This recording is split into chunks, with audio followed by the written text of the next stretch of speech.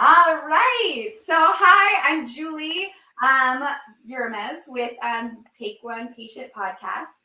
And I am very excited that we're going to be talking today with Germaine McAuley. She is the director of patient experience. She's been in patient experience for a really, really long time. And she works with a lot of hospitals to increase the ratings in order to make their hospitals show that they're really abiding by patient communication and abiding by patient experience and all of those things.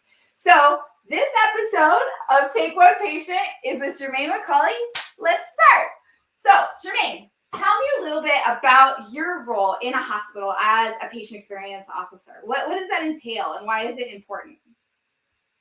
So my role in a hospital is to help drive strategic initiatives around the patient experience. And several of those initiatives have to do with evidence-based practices. Much of it has to do with culture.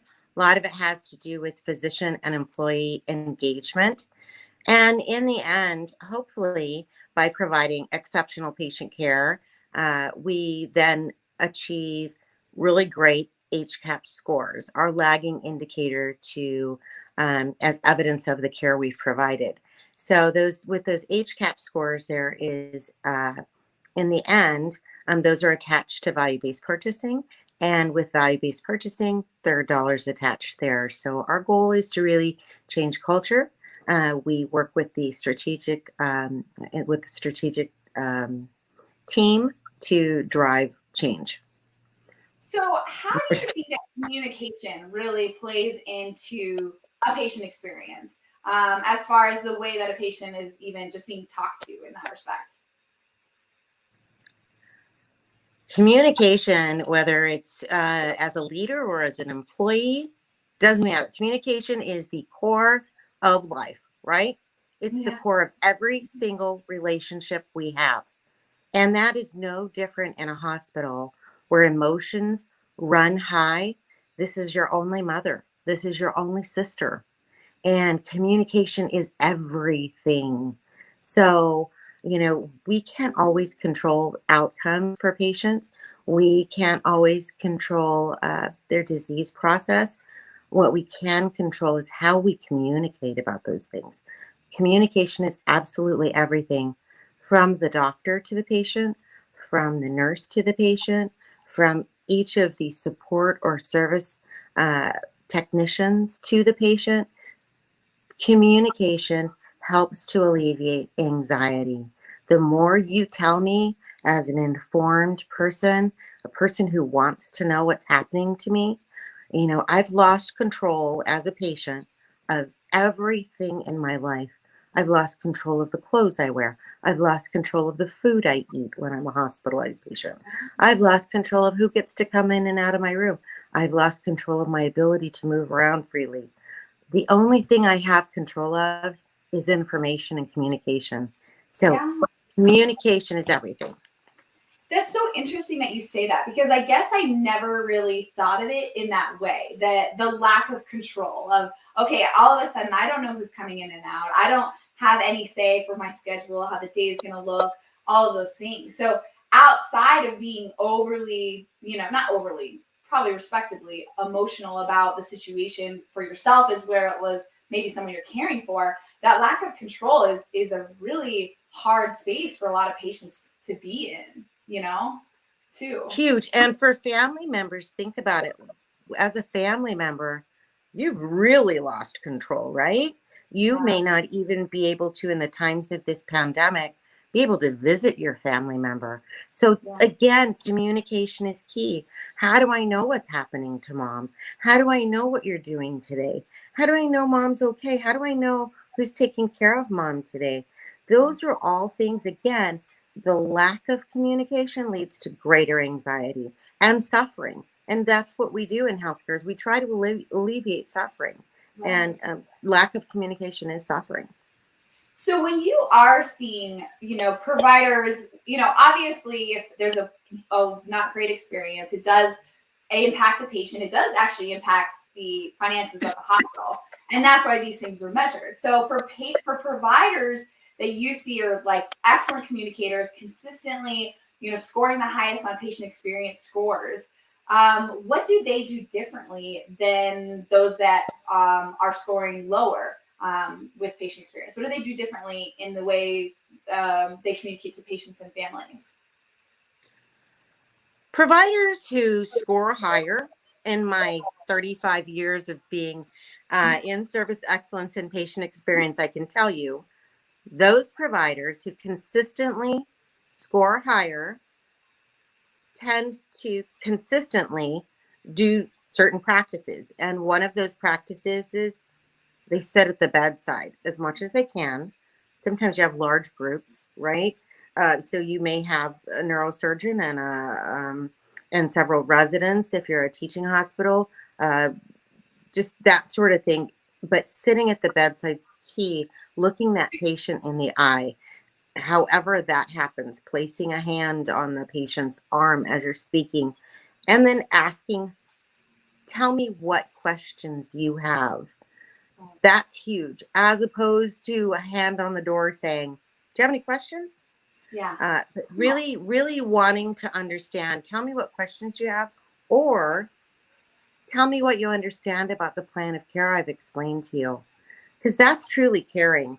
Do we really know the patient understood what was said? So we see that the physicians who get greater scores are ones who really want to know, did the patient understand what I just said?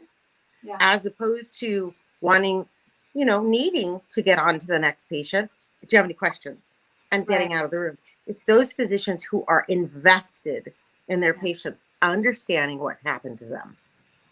Well, and I think you just hit really two important things. The first one is all about nonverbals, which is actually when you're thinking, okay, the act of sitting versus standing, the act of just pure eye contact, the act of like reaching out and touching someone. It literally doesn't then matter. Well, it matters, but like sounds like what comes out of the mouth or the way that they present something or the way they say something matters less than just simply the act of like sitting down for a second and like reaching a hand out, which is 3-4 seconds to kind of like make sure that you're in the good physical space before you're even communicating. And that's really interesting. They did Moravian, and I'm sure Dr. Moravian, he did all these studies about communication and that verbals were 7 or not 9%, and nonverbals like tonal and body language had such a bigger impact in the way that someone was being received. So that's interesting that you didn't say, oh, they say this or they say that. They just sit down. They sit down, they get at eye level. That says to the patient so many nonverbal things. So such a great point, Julie. It says, I'm here to listen to you. It says, we're even. So you're no longer a subordinate to me. I'm not standing over you in my crisp, clean, lab jacket with my hair's perfect and I smell good. And I have all of this knowledge about you. The patient already feels a bit inferior in that situation. So to sit at eye level says, I'm here to look at you as an equal to me, and I'm going to listen to you, and I'm going to explain things to you. And patients perceive, and there's many, many studies out there. You can research, but there's studies out there that show patients perceive that a physician stayed longer when they sit versus stand. Right. Wow. And you think about it, it's like half a second to sit down. You know what I mean? Right. That respect, as you said, we are a team. We are on this together. We're looking at this together. And it is, I could see, especially when you're saying what you said before, is it gives the perception of I have nowhere to be.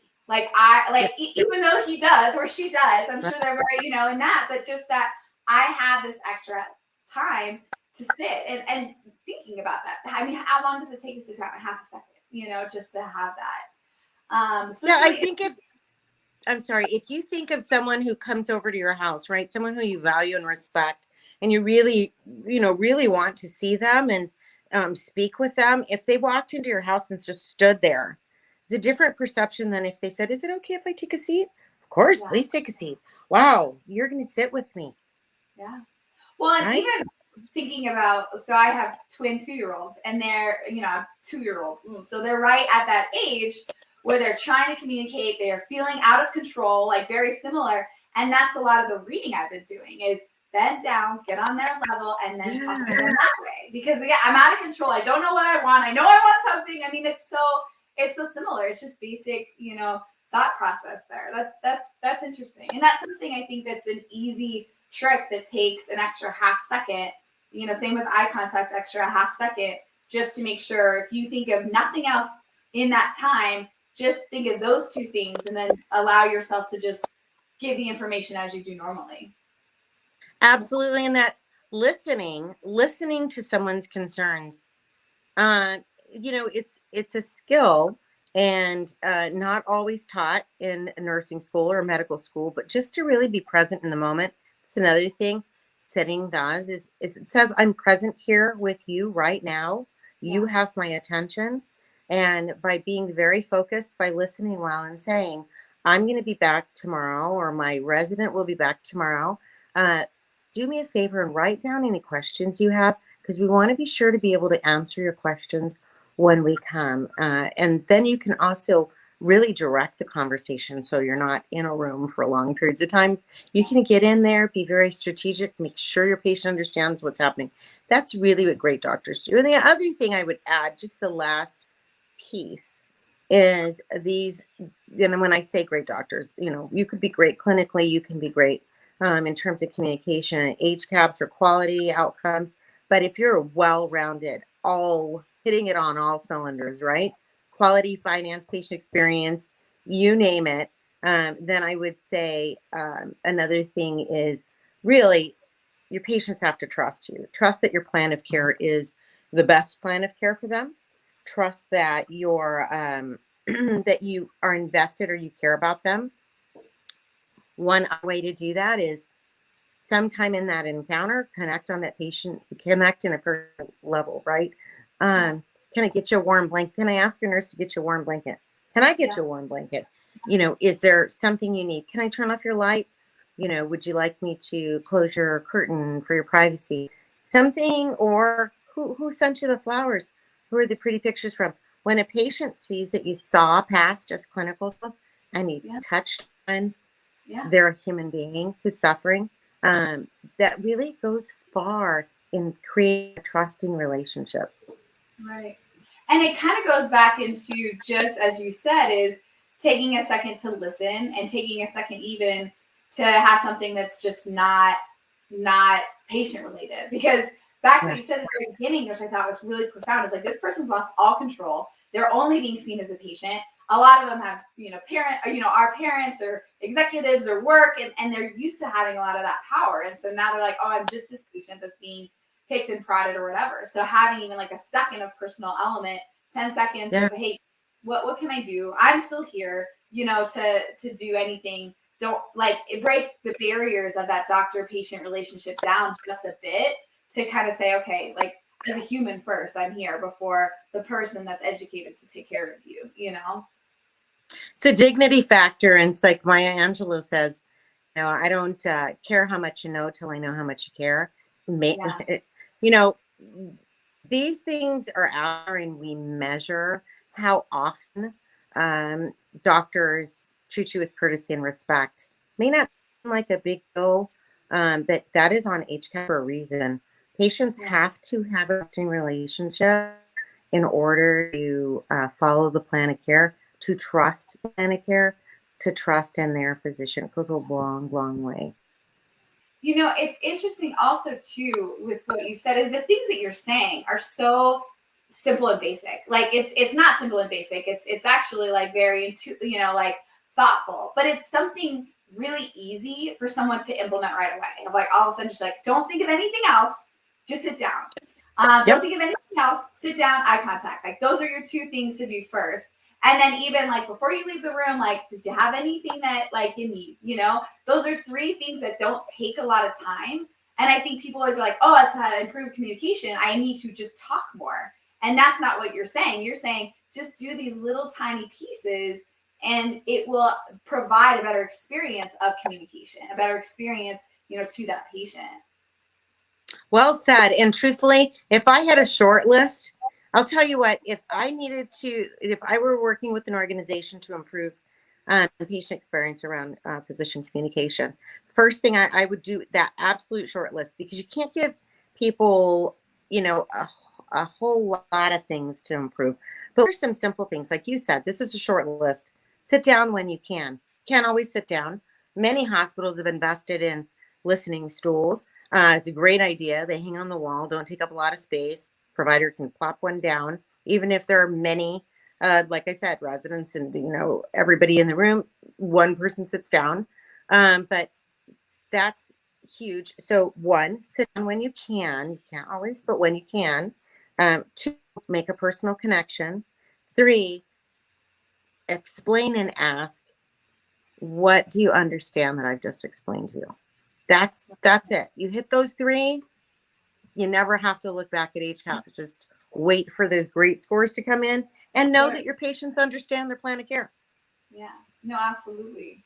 So one thing that's starting to become more prevalent, as we know, and I work with medical memory that actually is video recording a lot of these encounters, and to hit upon what you were saying is not only has the patient lost control, but their family members have also lost control and don't understand what's happening and don't understand what's going on. What are your thoughts as far as some of these providers that are now using either a telehealth that's consistent, or a lot of these hospitals are now starting to record these interactions that we just talked about, sitting on the bed, reaching out, how much do you understand? Let's have a conversation. A lot of these doctors and practices are recording these so that the family members get those updates and the patients can reaccess those. But one thing is, how do you think that differs the way or things that they should think about now that all of a sudden, like, take one, like, it's being recorded. These interactions are being recorded. So, it was really interesting with this pandemic, how we suddenly became a virtual world, right? Meetings became virtual, patient visits. Many hospitalists at my hospital were visiting patients virtually who were COVID positive. There were just, telemedicine just boomed, and you didn't have to go into your doctor's office, which was a plus. You could just do a telemedicine visit, and those go on today. So really saw this boom in these virtual visits.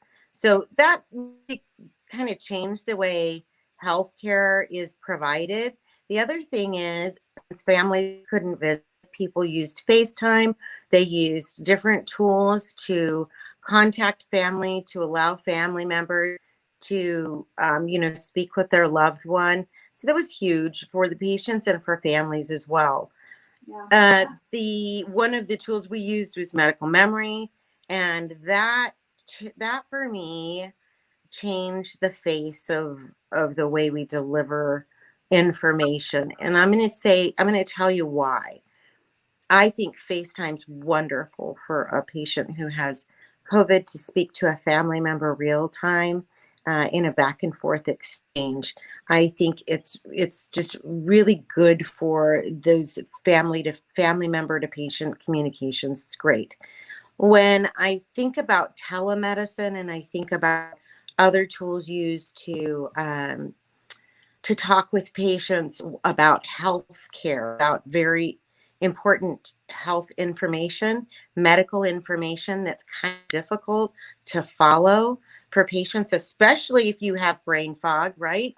So when medical memory, the difference was this video recording is made of the provider or the nurse or the technician, whoever, to have a conversation with the patient. It's recorded, and therefore the family and the patient can watch it and say, what did the doctor say? Whereas if I did FaceTime and gave that medical information, or if I did telemedicine and gave that information, I still have that same deficit I had if I delivered that information at the bedside. I still am not sure they understood everything I said. I'm not sure they understood the plan of care. But if they have a video, and if a video is pushed to family, and if the patient has it, now you have this team approach. Everyone can pause, rewind, pause, rewind. We better watch that again. What did the doctor say about wound care when mom gets home? So that was a game changer for us during COVID, and it really drove home the difference between I'm going to deliver this message, I'm going to let you have this conversation, I'm going to deliver this information to you, and now poof, it's gone, right? Once that call hangs up, once that virtual visit is over, the information's gone. With medical memory, that information's still there. That was the difference. Yeah. It's interesting. So we medical memory, we were out in Arizona and we were recording a few patient testimonials. And one of our patients was telling me, he's like, to be able to not only like rewatch that video, but he's like, we all were in different. I have 6 sisters. I am the power of attorney, and he's like, so it's not only just the doctor's responsibility to make sure that I understand everything, but now it's my responsibility to make sure all my siblings. We're already playing the game of telephone like 3 or 4 times. So he was saying, to now have that recorded and be able to share it with all of them, just as you said, we all knew how to support, but also we got to see the doctor doing the little things that you said on your checklist. He's like, we got to see that he was laughing with her about how she always needed an extra blanket. And we were seeing that he sat down with her and had that conversation. And so he said, not only did he start seeing, okay, he's treating my parent as a person, but we're seeing this doctor as a person. We're seeing this doctor as someone that's like doing the best he can for my mom. And not just me seeing it, but now my family member, we all have the ability to make better decisions and better understand it and watch it 3 or 4 times. But we saw that human element of him, which put us at ease and definitely made us trust him more because we could see the care he was providing to our mom. And I thought that was really interesting that you always think of it, doctors always think of it the other way, like, oh my God, what are they going to see? What if what they see is you being gentle and kind and empathetic and doing all the things you already do really, really well? Like they're looking for the best in you, not looking for a reason to be upset, And that was the first reaction that this patient had, You know what? Absolutely. And the truth is, think about when we used to allow, it seems like so long ago, all family members at the bedside. I have 5, I have 4 brothers and 1 sister, so 5 siblings. And everyone has different questions, and people sit around like kind of stalking the doctor, waiting for the doctor to show up. I have to hear what the doctor says because God forbid you miss that window. It's gone, right? Yeah. Like if you don't hit that bewitching hour, it is over forever and never get it back. And mom sure can't explain it back to me, So the fact is, it takes away that anxiety and suffering. That's the beauty of this. The other piece I would say is just what you said. How caring is it that your provider cares so much that your provider is willing to be transparent and put on video those instructions? So not only you don't only have to remember it, it's on video, but your family can also see it and they can help you. How caring is that to insulate that patient? How caring is that to be transparent? If the information you're delivering, you should never, as a provider, think the information I'm telling a patient about pre-op work or in the PACU about the surgery or at the bedside, the plan of care, worried about that information being used against you. Hopefully that information is solid and sound and based on science and research. And so there's no problem with it being recorded. It's what you say to your patients. So the transparency is key too. Again, when you talked about, Julie, these, body language or these other things people can infer from your actions, I would infer, wow, that's a transparent provider. Wow, that provider getting paid extra to do this. Yeah. That provider is so confident in this plan. That provider is willing to put it on video. Yeah. Well, and that's what you saw too. Then okay, taking it out of even that experience for a patient is you saw that, wait a minute, when this was even happening, it's showing in data. It's showing in money back into the hospital. Like there's a true ROI to to even having that recorded. You even saw too. That's right. Absolutely. Absolutely.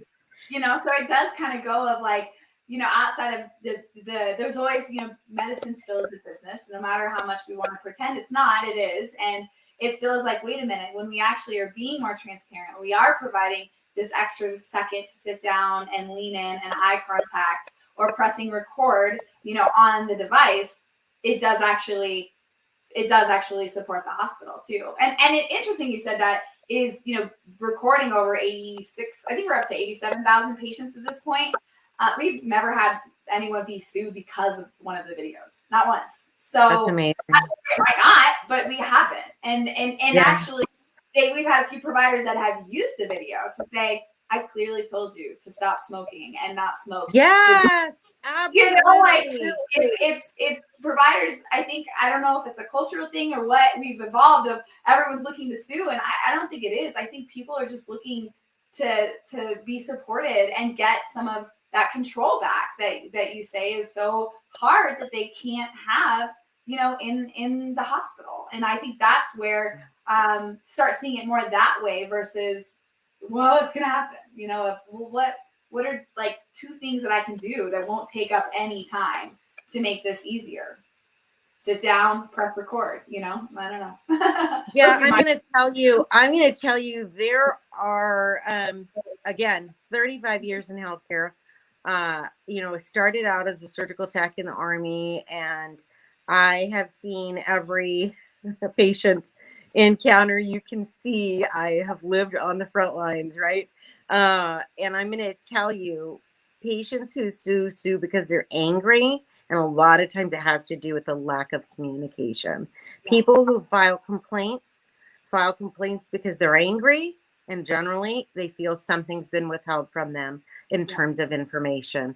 So when patients trust their provider, when patients feel their provider care about them as a person, they are less likely to sue, even if something goes wrong. We patients, just like anyone else, you and I, understand human error. We understand our bodies are not an exact science, right? Anything can happen, but we trust in that provider's skills. We trust in that provider's competence. We trust that the decisions they're making are clinically sound. And we know there are risks. They're explained to us in detail. And so patients definitely get it. There are risks. When I see people angry, predominantly it has to do with a lack of communication. Yeah. Lack of control, back to that. That's so interesting you said that. Well, awesome, Germaine. You are always a depth and breadth of knowledge. I love like the 3 little things you even mentioned that are so simple and easy to think about. Sitting down, leaning in, asking one question. I mean, that's something I think someone could really almost start utilizing tomorrow as a trick to just think a little differently, change it up. So I always appreciate you and your wisdom, and thank you so much for joining us. And for anyone that ever has any questions about what it means for recording and the implications there, go to the website, medicalmemory.com, or download the app to try it out or see if you have any questions. Thanks again, Germaine. I appreciate you. Thank you, Julie. Take care.